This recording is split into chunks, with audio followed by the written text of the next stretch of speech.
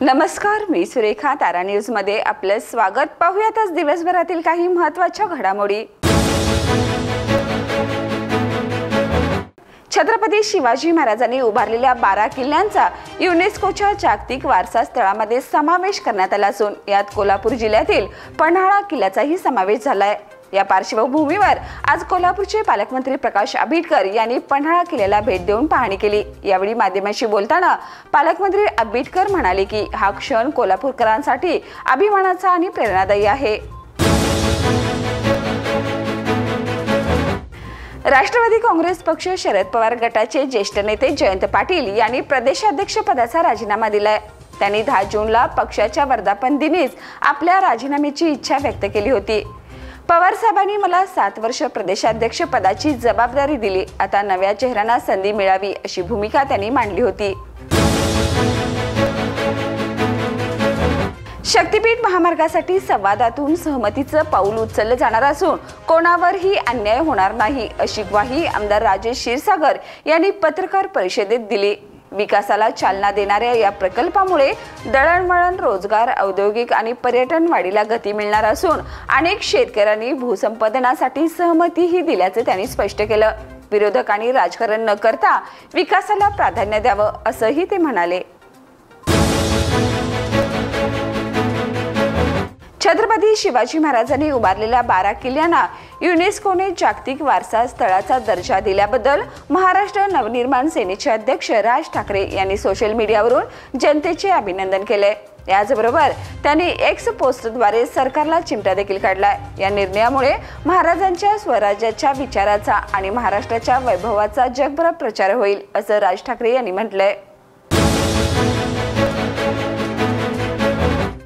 गुरुपौर्णिमेनिमित्त कसबा सांगाव येथील Swami Vivekananda English medium स्कूलमध्ये आयोजित कार्यक्रमात मंत्री हसन मुश्रीफ यांनी विद्यार्थ्यांसाठी विशेष वर्ग घेतला. यावेळी त्यांनी छत्रपती शिवाजी महाराज आणि राजश्री शाहू महाराज यांचे विचार आचरणात आणण्याचं महत्त्व विद्यार्थ्यांना समजावून सांगितलं.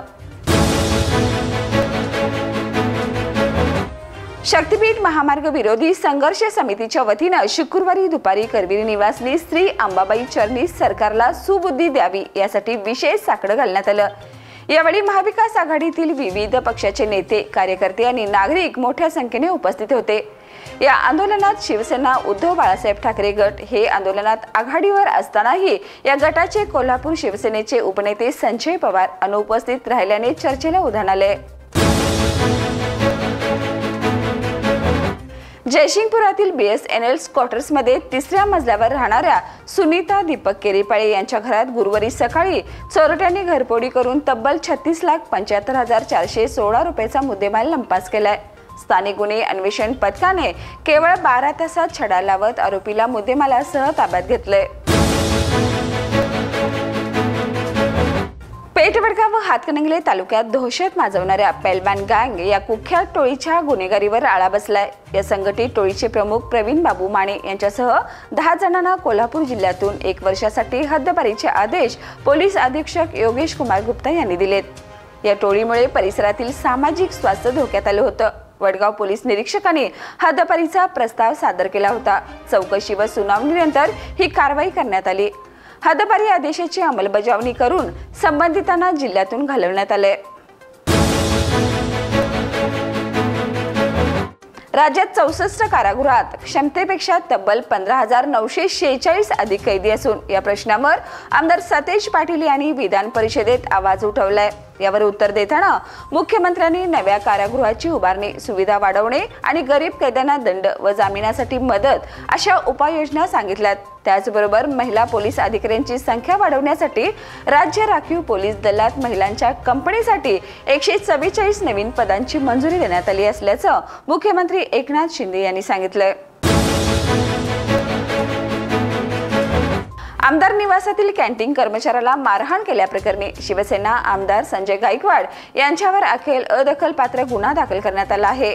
कर्मचाऱ्याला अपमानित करून मारहाण केल्याचा ठपका ठेवत मरीन ड्राईव्ह पोलीस ठाण्यात गुन्हा नोंदवण्यात आलाय.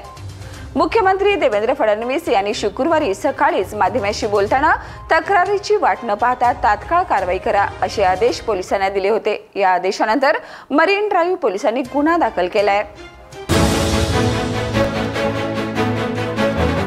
तर या होत्या आज दिवसभरातील महत्त्वाच्या घडामोडी. उद्या पुन्हा भेटूया नवीन बातमीपत्रासह. तोपर्यंत पाहत राहा तारा न्यूज. बाळ, फ्रीज मधून श्रीखंड काढ ना. आम्ही पूर्वी घरीच बनवायचो श्रीखंड. त्याची चवच वेगळी होती. आता काय सगळं रेडीमेड. आजी, हे श्रीखंड खाऊन बघ.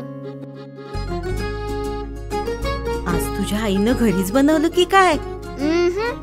हे आहे गोकुळचं श्रीखंड. अगदी जिभेवर रेंगाळणार. जिभेवरच नाही तर मनावरही रेंगाळणार. गोकुळ श्रीखंड, मनावर रेंगाळणार.